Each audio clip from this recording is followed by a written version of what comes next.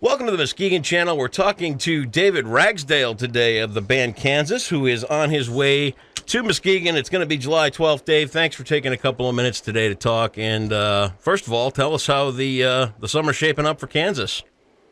Oh gosh, busy. It's very busy. Our heads are spinning. It's all good though. We're having a lot of fun. The sun's shining. It's time to make hay. Let's get out and hit the road. Right. And get out and do a little money making. And let's face it, 45 years of Kansas, you guys are doing pretty good, and still quite a draw. That's a big deal. It is a big deal. It's quite an honor, honestly, because there's a lot of us out there, and we're having a very good time of it. Very nice. Let's go back to the beginning. I mean, you're 3 years old. You get handed a violin, and let's go. Because I kind of figured. Maybe you picked it up a little bit later in life, but as I'm reading up on you, I mean, you're 3 years old. That's all you've ever known.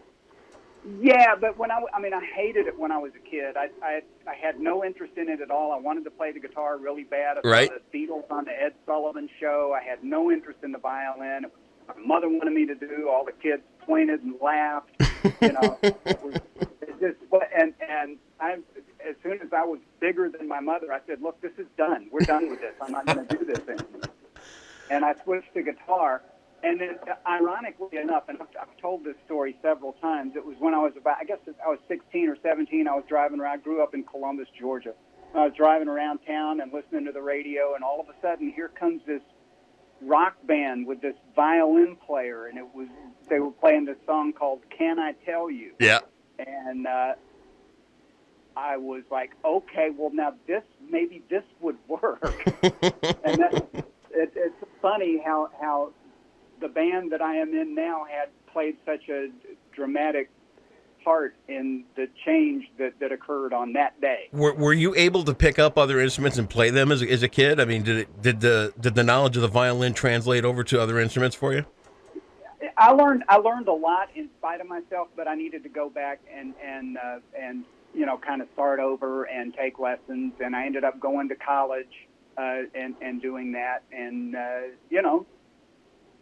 got along to a point where I could do it, and there you go. Yeah.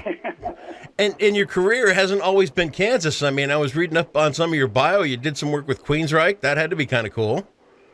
That was great, and it was such a drag too. At the same time, I got a call from Queensryche. I'm going to go in and cut a Queensryche song, and I went in and. I had a Diet Coke, and I smoked at the time, so I had a Diet Coke and a cigarette. I went into the my little ISO booth to cut this part, and all they wanted was like 10 seconds of meandering stuff. And that was it. Didn't have to make any sense. And I did it in the first take. I was in there for 10 seconds, and they were like, "That was great. That's it. Thanks, oh my Dad." God. And that was a kind of a pivotal point of Queensryche's career too, because things were kind of falling apart for them at that point too. So, it got difficult for those guys. I mean, I've known them for a while, and to watch, these, you see different people that peek in and out of careers, and you always want to hear the backstory. It's like, wow, what'd you do? Was it silent lucidity? What was it? And then you find out it's a quick 10 seconds like you got. It's like, oh. So, talk about your time with the Mandrells. I mean, was it Louise Mandrell? That was great, Louise. Yeah, I moved up to Nashville. All right, I'm going to try this fiddle thing. See how I got an offer from a guy named Leon Everett. Okay. When I was still living down in Columbus, got an offer from a guy named Leon Everett. Went out and did that for a year or so, and then I'm going to move to Nashville. There we go. So I moved up to Nashville, hung out, did all the things you're supposed to do and everything, and ended up through another amazing sequence of events, managing to get into an audition with Louise Mandrell. And I had that job for, 4 years. And yeah. It was a lot of fun. She was great. Her family was great. Yeah, it was a good time. Were these the TV show years of the Mandrell sisters, or was this post that time? No, this was the 90s. Okay, the early all right. 90s. No, I'm sorry, late 80s. Late 80s. Okay. I joined her band in 86, I want to say. Wow. Do you have a preference between country and rock when you're playing? I'm a rock guy. Okay. Yeah.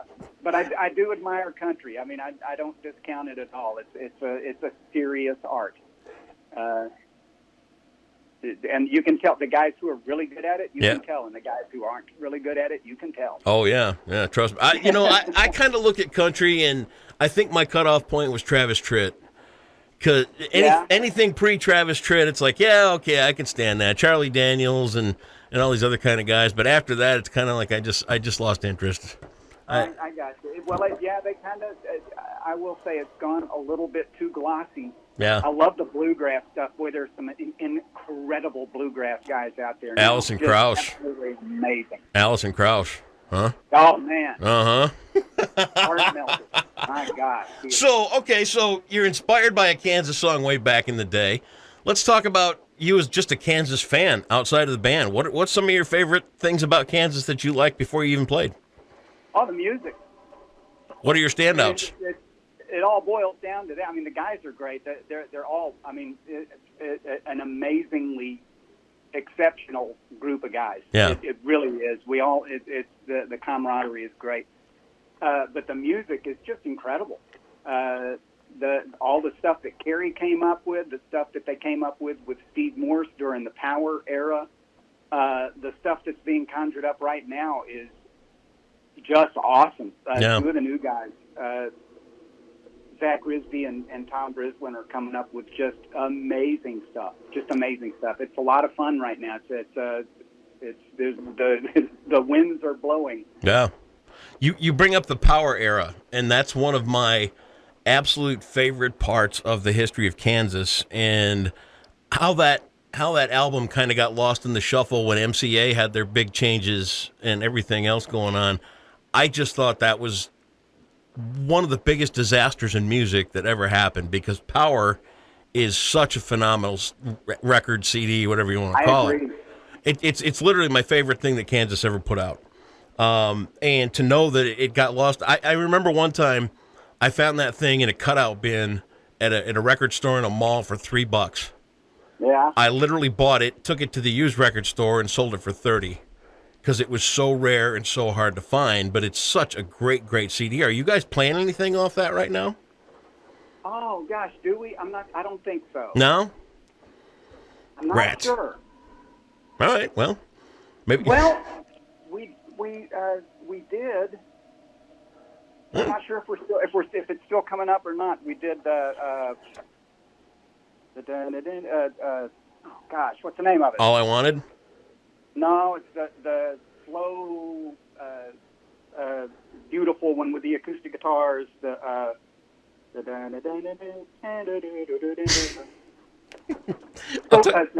gosh, I can't remember the name of it. All right, well, consider it for the set list on July 12th. Taking in the View. Oh yeah, okay. Beautiful song. All I Wanted was it was the one I love off that one. It just says so much in that song about a failed relationship and how you got to that point, and just beautiful song.